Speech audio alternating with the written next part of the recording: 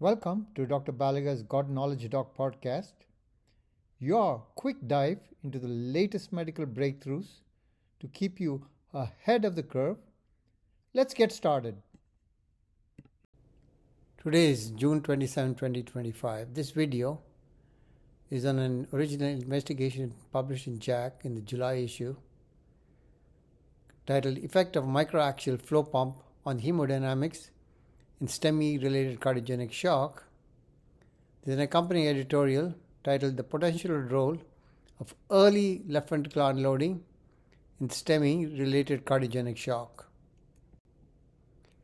STEMI-induced cardiogenic shock has a high mortality, 40 to 50%. The microaxial flow pump aims to unload the left ventricle and augment cardiac output and power output. It's hypothesized to reduce pulmonary artery pressure and left ventricular workload.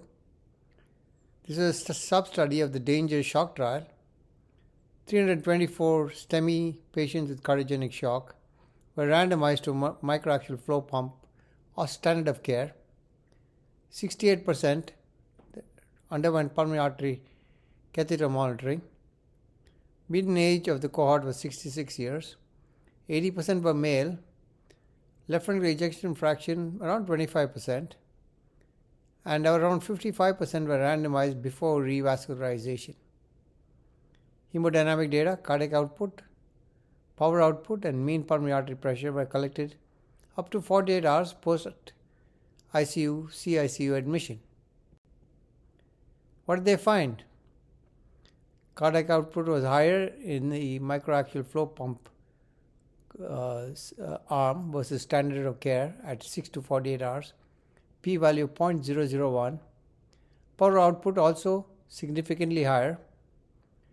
Mean pulmonary artery pressure and pulmonary capillary wedge pressure were consistently lower in the microaxial flow pump group, p-value 0.001. Vasoactive inotropic scores were lower despite better hemodynamics. 180-day mortality was lower with microaxial flow pump, 40% versus 55% in the standard of care group, odds ratio 0.54. What are the key takeaways? Microaxial flow pump significantly reduces left ventricular workload and pulmonary pressures while maintaining systemic perfusion. High cardiac power output with reduced pharmacologic support may facilitate myocardial recovery. Clinical benefits include reduced mortality and improved hemodynamic stability. The accompanying editorial says that the microaxial flow pump had a higher cardiac output and power output from hour 3 to 48 hours, lower mean pulmonary and wedge pressures, and needed less vasoactive support early on.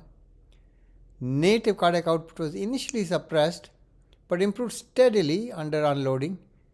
The editorial suggests this may promote myocardial recovery and reduce wall stress. The editorial cautions about limitations of the study, non-blinded, variable timing of the pulmonary artery catheter insertion, but supports the potential of early unloading for stunned myocardium recovery. According to the editorial, the key takeaway: early LV unloading with microaxial flow pump offers hemodynamic and potential survival benefits, spotlighting timing, tailored support, and future research needs. If you enjoyed this episode, share it with your colleagues. When we change how we see disease, we change how we shape lives. Until next time, stay curious, stay compassionate, and keep seeking wisdom. Podcast brought to you by Master MedFacts at mastermedfacts.com.